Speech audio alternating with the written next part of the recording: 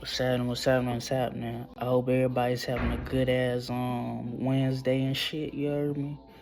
And staying blessed and staying out the way. But I wanted to talk about this video about maturity made me realize about, and this has something to do with music related. Maturity had me realize something about the whole thing that went down with Romeo and Bow Wow back in the day.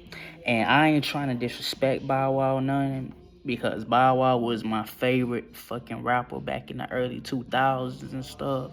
He still is. But I gotta keep it real. I gotta keep it fucking a buck. Romeo won that diss track. He won that beef.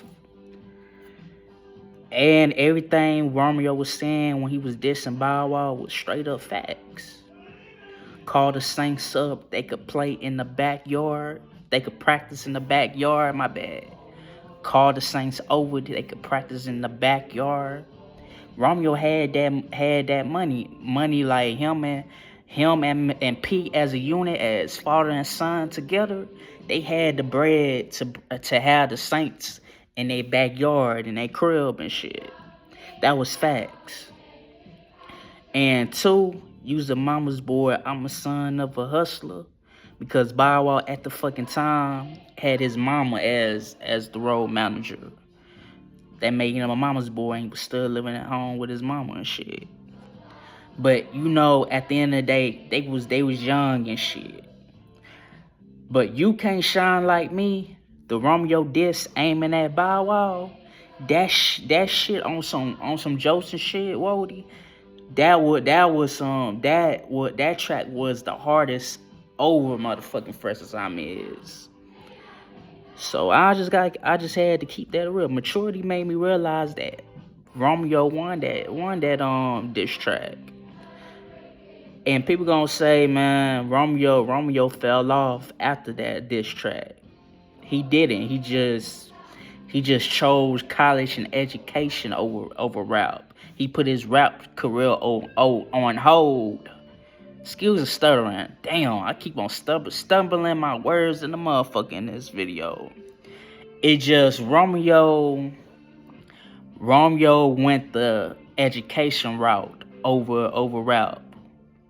That's what his pops wanted him to do. Education always first when it comes to the Miller family and shit.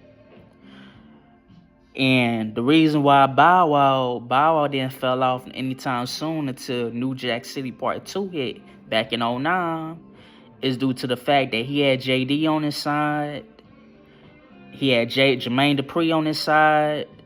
And not only that, the record label was pushing him and popularity wise. And No Limit at that time, nobody wasn't checking for him. They was not taking Master P and Romeo serious and shit. But I just wanted to let y'all motherfuckers know that Romeo fucked Bow Wow up and first in that You Can't Shine Like Me. I'm a hood star. You know what I mean? I rock big ice. You can't live with how I live. That nigga Romeo that diss track with Romeo, man, was cold. And I think he had the Rich Boys backing him up and shit. Yeah, man, that Fresh as I'm is 18 nigga living more than your dad was a weak ass bar. Bow Wow claims that he fucking claims that he got that off of a LL Cool J song. But nigga, stop the cap. Stop josing. Nigga, you know damn well that was a motherfucking Romeo diss. Everything from Fresh as I'm is, Do You. Well, Bow Wow been dissing. If you was a diehard Bow Wow fan, just look at the subliminals, man. He was being like dissing Romeo and Steve dissing. So we already knew that First as I'm is was a diss to Romeo. But Romeo, even though it didn't affect Bow Wow's career, Bow Wow wound up still being relevant with Price of Fame and shit. But He was not fucking with Romeo lyrically when it comes to dissing.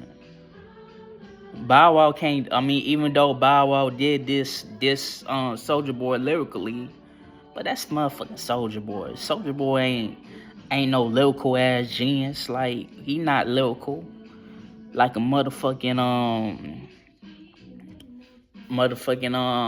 Bow Wow and shit and Romeo. So I'ma just leave it at that. Make sure y'all like, comment, subscribe. This your boy Louisiana Chris, and I'm out. You heard me? Peace.